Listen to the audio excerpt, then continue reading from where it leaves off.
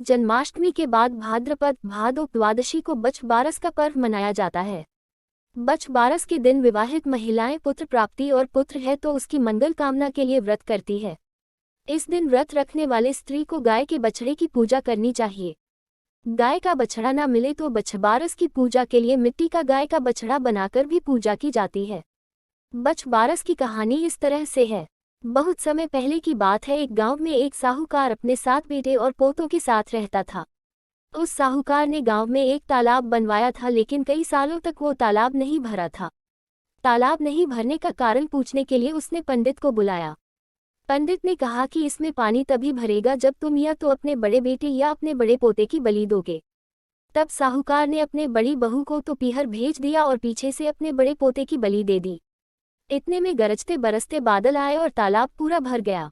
इसके बाद बछबारस आई और सभी ने कहा कि अपना तालाब पूरा भर गया है, इसकी पूजा करने चलो। साहूकार अपने परिवार के साथ तालाब की पूजा करने गया। वो दासी से बोल गया था, गेहुला को पका लेना। गेहुला से तात्पर्य गेहूं के धान से था। दासी समझ नहीं पाए, दरअसल गेहुला गाय के बछड़े का भी नाम था। उसने गेहुला को ही पका लिया। बड़े बेटे की पत्नी भी पीहर से तालाब पूजने आ गई थी। तालाब पूजने के बाद वह अपने बच्चों से प्यार करने लगी। तभी उसने बड़े बेटे के बारे में पूछा।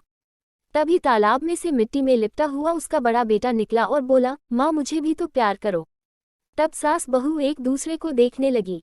सास ने बहू को बलि देने वाली सारी बात बता दी। फिर सास ने कहा कि बछबारस माता ने हमारी लाज रख ली और हमारा बच्चा वापस दे दिया।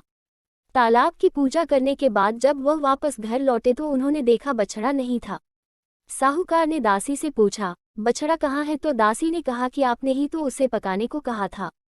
साहूकार ने कहा, एक पाप तो अभी उतरा ही है, तुमने दूसरा पाप कर दिया। साहूकार ने पका हुआ बछड़ा मिट्टी में दबा दिया। शाम को गाय वापस लौटी तो वह अपने बछड़े को ढूंढने लगी और फिर मिट्टी खोदने लगी। तभी मिट्टी में से बछड़ा निकल गया। साहूकार को पता चला तो वह भी बछड़े को देखने गया। उसने देखा कि बछड़ा गाय का दूध पीने में व्यस्त था।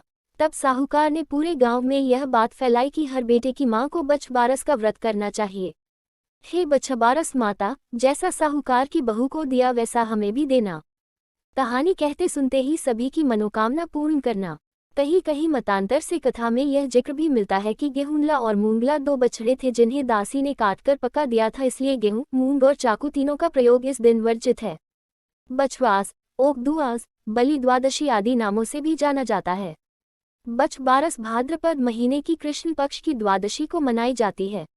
बछ यानी बछड़ा, गाय के छोटे बच्चे को कहते हैं। इस दिन को मनाने का उद्देश्य गाय व बछड़े का महत्व समझाना है। यह दिन गोवत्स द्वादशी के नाम से भी जाना जाता है। गोवत्स का मतलब भी गाय का बच्चा ही होता है। बछबारस का यह दिन कृष्ण जन्माष्टमी के 4 दिन बाद आता है। कृष्ण भगवान को गाय व बछड़ा बहुत प्रिय थे तथा गाय में सैकड़ों देवताओं का वास माना जाता है। गाय व बछड़े की पूजा करने से कृष्ण भगवान का, गाय में निवास करने वाले देवताओं का और गाय का आशीर्वाद मिलता है, जिससे परिवार में खुशहाली बनी रहती है, ऐसा माना जाता है। इस दिन महिलाएं बछबारस का व्रत रखती है। यह व्रत सुहागन महिलाएं सुपुत्र प्राप्ति और पुत्र की मंगल कामना के लिए व परिवार की खुशहाली के लिए करती है। गाय और बछड़े का पूजन किया जाता है। इस दिन गाय का दूध और दूध से बने पदार्थ जैसे दही, मक्खन, घी आदि का उपयोग नहीं किया जाता। इसके अलावा गेहूं और चावल तथा इनसे बने सामान नहीं खाए जाते। भोजन में चाकू से कटी हुई किसी भी चीज का सेवन नहीं करते हैं। इस दिन अंकुरित अनाज जैसे चना, मोठ, मूंग, मटर आदि का उपयोग किया जाता है। भोजन में बेसन से बने आहार जैसे कड़ी, पकौड़ी, भजिए आदि तथा मक्के, बाजरे, ज्वार आदि की रोटी तथा बेसन से बनी मिठाई का उपयोग किया जाता है। बछबारस के व्रत का उद्यापन करते समय इसी प्रकार का भोजन बनाना चाहिए। उजने में यानी उद्यापन में 12 स्त्रियां, 2 चांद सूरज की और 1 साठिया, इन सबको यही भोजन कराया जाता है। शास्त्रों के अनुसार इस दिन गाय की सेवा करने से, उसे हरा चारा खिलाने से परिवार में महालक्ष्मी की कृपा बनी रहती है तथा परिवार में अकाल मृत्यु की संभावना समाप्त होती है। बछबारस की पूजा विधि। बछबरस पूजा विधि। सुबह जल्दी उठकर नहा धोकर शुद्ध कपड़े पहने। दूध देने वाली गाय और उसके बछड़े को साफ पानी से नहलाकर शुद्ध करें। गाय और बछड़े को नए वस्त्र ओढ़ाएं, फूल माला पहनाएं, उनके सींगों को सजाएं, उन्हें तिलक करें। गाय और बछड़े को भीगे हुए अंकुरित चने, अंकुरित मूंग, चने के बिरवे, मटर, जौ की रोटी आदि खिलाएं। गौ माता के पैरों धूल से खुद की तिलक लगाएं। इस प्रकार गाय और बछड़े की पूजा करने के बाद महिलाएं अपने पुत्र के तिलक लगाकर उसे नारियल देकर उसकी लंबी उम्र और सुकुशलता की कामना करें। उसे आशीर्वाद दें। बड़े बुजुर्ग के पांव छूकर उनसे आशीर्वाद लें। अपनी श्रद्धा और रिवाज के अनुसार व्रत या उपवास रखें। मोठ या बाजरा दान करें। सासू जी को बयाना देकर आशीर्वाद लें। यदि आपके घर में खुद की गाय नहीं हो तो दूसरे के यहाँ भी गाय बछड़े की पूजा की जा सकती है। ये भी संभव नहीं हो तो गीली मिट्टी से गाय और बछड़े की आकृति बनाकर उनकी पूजा कर सकते हैं।